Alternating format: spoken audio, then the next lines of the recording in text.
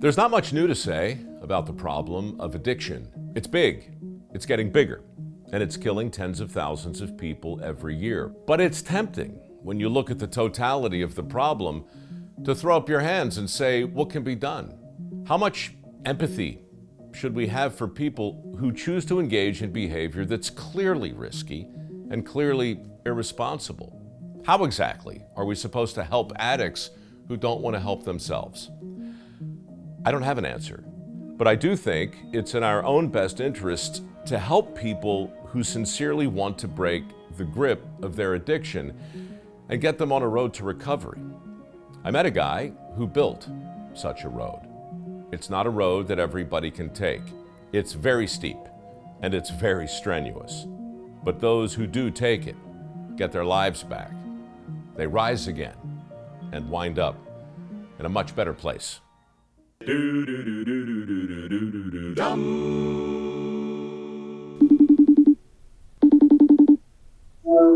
Hello, Scott Strode. How are you doing? I'm doing well. Where are you sitting as we speak? I'm sitting in the Phoenix, Boston, which is one of our flagship locations by an area really impacted by substance use. Boston is a pretty good city to be not in recovery in. But when I did you should write vacation brochures. Yeah, when I did get sober, I truly thought I was the only sober guy here. But loved the city, then moved to Colorado where I actually started the Phoenix. The Phoenix is a free, sober, active community, and we use the transformative power of sport to help people heal from addiction. Anyone, anywhere can volunteer to start a Phoenix program. And if you're connected to this mission, you can raise your hand to start a hike or a walk or a book club or a coffee social, whatever it is in your community. We'll train you on the model, and through our mobile app, you find support from our volunteer coordinators, and you can start a Phoenix event. In a really general way, how important is the give back notion? After having sort of my own lived experience struggling with addiction and having sort of walked in the dark, I have this different appreciation of what it feels like to stand in the light. And because of that, I have a unique ability to be able to translate to folks that are still in that dark place what life can be like on the other side of addiction.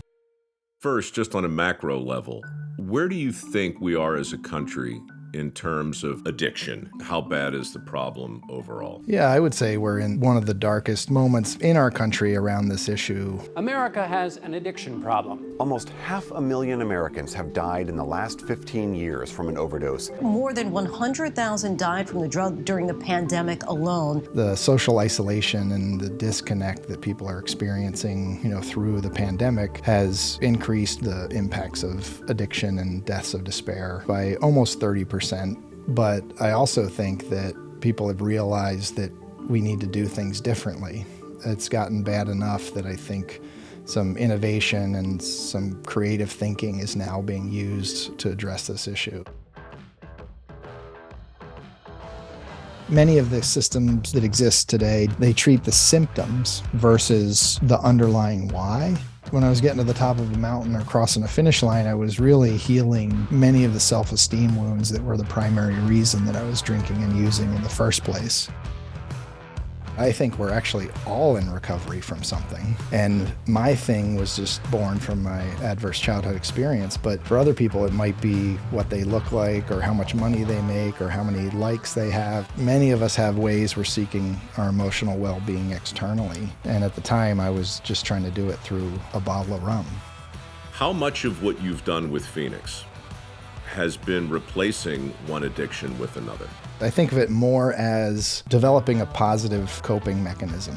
We're all sort of seeking these coping mechanisms. Often the mechanism itself, it ends up being pretty destructive in our life. We do stuff other than just working out. We do meditation and yoga and book club and art and a whole bunch of other things. But something about exercise inherently gets to the self-esteem wounds. You stand on top of that mountain for the first time. You cross that finish line for the first time. And I certainly went there with my own exercise. I felt great being sober, so I quit smoking, and I felt great quitting smoking, so I quit coffee, and then I started racing triathlon, then I had to go faster, then I wanted to go to the world championships, and they just got more and more extreme And if I didn't have something on the calendar, I felt empty. And then I realized that the real magic of it was sharing the training with the people I loved and hiking up the mountain, not necessarily whether or not we got to the summit. And it's in those relationships that I really began to heal. I always say that you often come for the workout, but you're staying for the friendships. And you don't always know that. Like sometimes you become a student of the activity and you learn the Olympic lift, and then you're going up in weight and the bar's getting heavier and you have to refine your form even a little bit more. And then all of a sudden you find this little group at Phoenix where you're really focused on that. You're meeting in the gym on days when there aren't even programs. You take on this identity. What happens also is that when you're having a tough day and you're shocked by the realities of life, like we all are, you realize you're starting to turn to that core group of people as your support network. And that's actually the magic. It's not how much weight's on the bar. It's the folks that you're high-fiving after you drop the bar. Self-actualization is actually what's happening at Phoenix. And at first it's just trying the activity. And then really pretty quickly you realize you can actually volunteer to give that to other people. Good morning, my name is Gustavo. I started off as a participant and a volunteer, but this is my third week now working for the Phoenix. I'm 9 months sober. A lot of my healing happened in gardening and exercise, so that's why you guys are here today, to do that with me. Your gifts and your talents that you can then share with others to make a meaningful contribution get better over time, and the contribution you can make becomes bigger. This is the first time I've gone hiking in a while, and I heard this is one of the more tougher ones.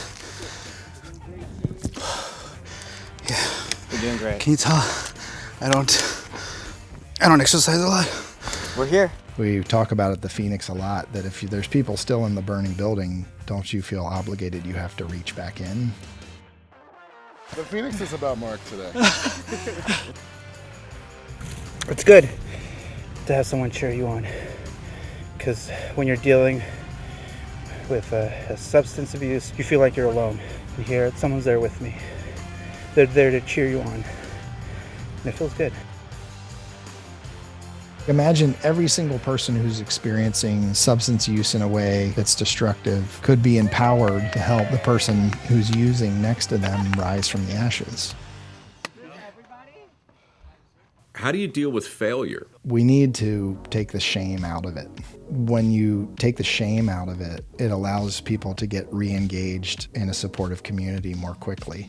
That's why at the Phoenix, it's only 48 hours sober. So if you're thinking about recovery, you can dip your toe in and try it. But also if you relapse, by tomorrow you'll have 48 hours and we want you back, we miss you, we love you, get back in here. And then maybe we can turn that 2-day relapse into just that as opposed to a 2-year relapse. I believe a life of purpose is what we're all ultimately seeking. I think the key thing at the Phoenix is creating the supportive environment for people to try and to dare to change their life path. If they struggle on that path, they know they're supported and surrounded by people who care about them. And that gives you the courage to tie into the climbing rope for the first time and try rock climbing or whatever it may be. On some primal level, we're looking for that sense of community and connection with others. And I think it's one reason the Phoenix has been able to scale. In the nonprofit space, we see this all the time. We tend to try to work in a system that's already established. Rarely do we say, let's change the whole way we're approaching this.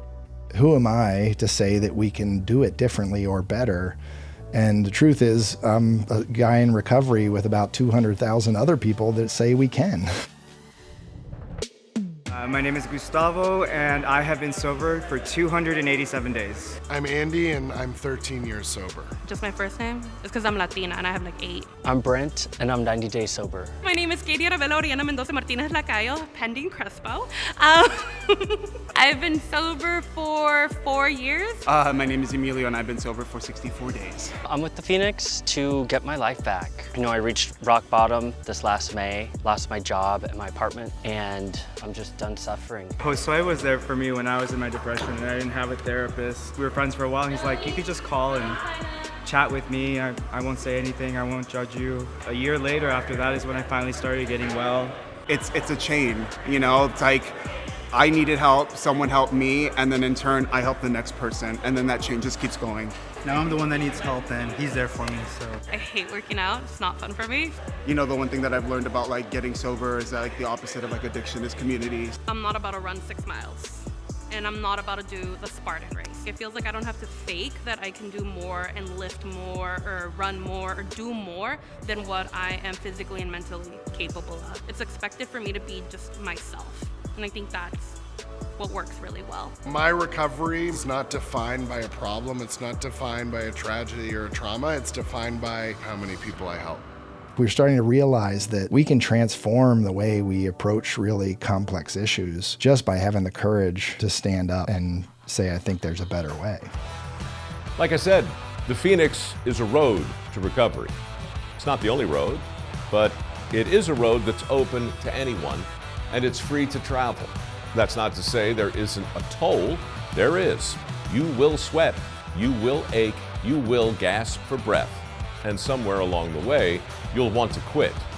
But with help and support from the people around you, people like you won't quit. And if you do, you'll rise again, from the bottom up, like a phoenix.